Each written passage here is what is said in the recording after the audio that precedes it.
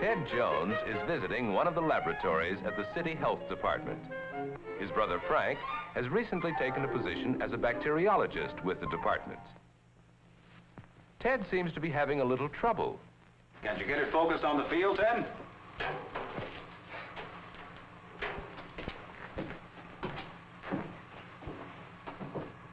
Try using the fine adjustment knob.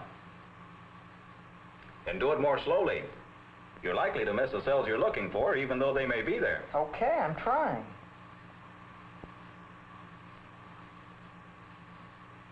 Say, here they are.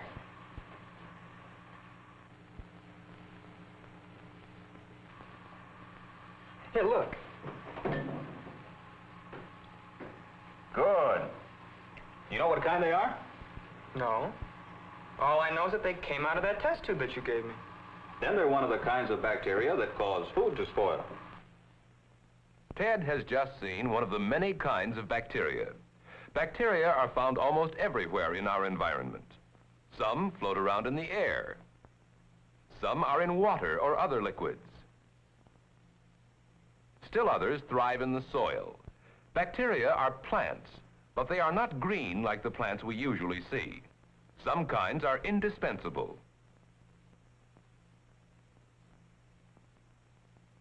For example, countless bacteria are at work in this clover field. They are growing in the little nodules at the plant roots.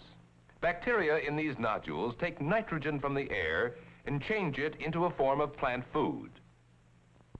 Other kinds of bacteria are responsible for milk or cream becoming sour, the development of flavor and other qualities in cheese, and the disintegration of dead plants and animals. In fact, the effects of bacteria are so important that life as we know it would be impossible without them. Most bacteria are friends of man. Some even produce chemicals called antibiotics that are used to help fight different diseases. Only a few kinds of bacteria cause disease.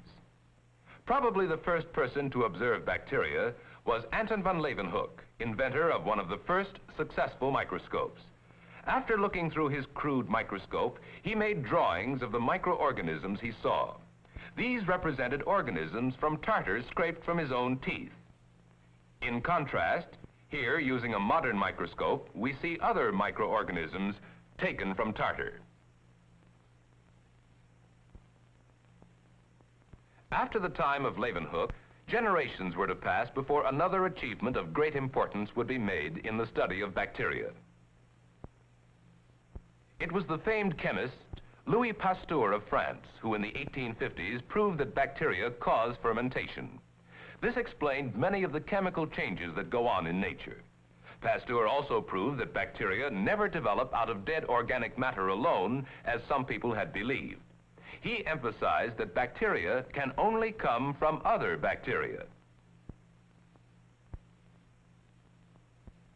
Soon afterward, it was found that bacteria can spread disease from a sick animal to a healthy animal. But this discovery was made by Koch, a German contemporary of Pasteur. This discovery is the basis of the germ theory of disease. Robert Koch and his assistants also learned to prepare and use nutrient materials. Nutrient materials are usually jelly-like emulsions or fluids, which favor the growth of bacteria. Koch made other discoveries that helped lay the foundations of modern bacteriology. Since the time of Koch, much has been learned and many other kinds of bacteria discovered. Today, if Ted could collect all known kinds of bacteria, he would have thousands, and the facts that have been discovered about them are exceedingly numerous. He wonders how a beginner can ever learn about so many kinds of bacteria. Frank explains that it takes a systematic approach. For example, bacteria may be separated into groups according to what they live upon, the nature of the food they require. Some bacteria are parasites, others saprophytes, and still others autotrophs. Parasites depend upon living plants or animals for food. Here are some parasitic bacteria. Most bacteria that cause human disease are parasitic. Saprophytes live upon dead plants or animals or their products. Saprophytic bacteria produce enzymes that cause the chemical breakdown we call decay. There are more kinds of saprophytic bacteria than of any other type. Autotrophs get their energy from minerals or other inorganic materials. The autotrophic bacteria seen here live upon a form of iron. Through oxidation, they change one form of iron into another and use the energy that is released. Unlike the large majority of plants, most bacteria have no chlorophyll with which to manufacture food. Parasites, saprophytes, and autotrophs all take in food through their cell walls. To pass through these cell walls, the food must be soluble. In some instances, insoluble foods are converted into soluble materials by chemicals released by the bacteria themselves. All bacteria require soluble food to live. Ted thinks the information seems complicated, but Frank, speaking from experience, explains that the basic facts about bacteria are quite simple and very useful. Besides facts about the food getting of bacteria, Frank describes another type of information that is especially useful in bacteriology. Depending upon the structure or shape of bacteria, there are four main kinds. The cocci, that are round like these, that are common in the air. The bacilli, that are rod-shaped like these from gas gangrene. The spirilla, that are spiral like these taken from a sample of well water.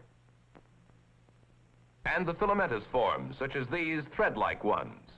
Structure or shape is one of the principal characteristics used by bacteriologists to classify or identify different kinds of bacteria. The life processes of bacteria are simple. We've already seen how bacteria obtain food. Now we will consider their reproduction, which takes place through simple division of the cells. In drawings, we can see that bacterium cells are continually growing. When a cell reaches maturity, it divides again. This goes on and on about every half hour, as long as the food supply holds out, or until some unfavorable condition slows down or stops their development. The reproduction rate of bacteria may be greatly affected by temperature.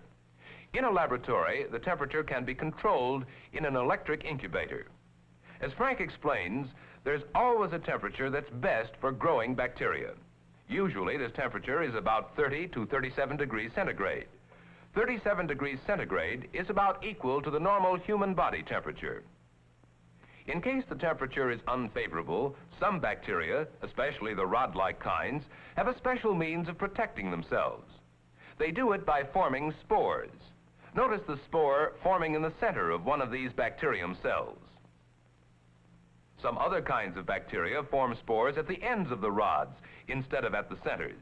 Either way, a spore has a special wall around itself that seems to protect the bacterium inside from such adverse conditions as cold, heat, sunlight, or disinfectant. Later, when conditions improve, the spore may change back again into the rod-like bacterium. Not many disease-producing bacteria go through a spore form.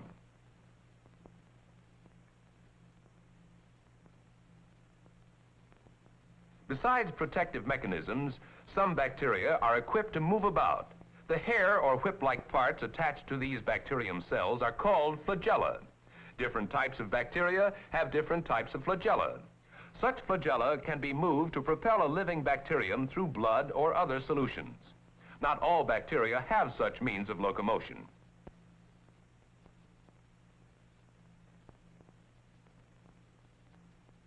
Since the time of Leeuwenhoek, progress in bacteriology has been phenomenal. His successors, such as Pasteur of France and Koch of Germany, have made discoveries and invented techniques indispensable in successfully preparing nutrient materials, growing cultures, and subjecting the cultures to tests that help identify and classify bacteria.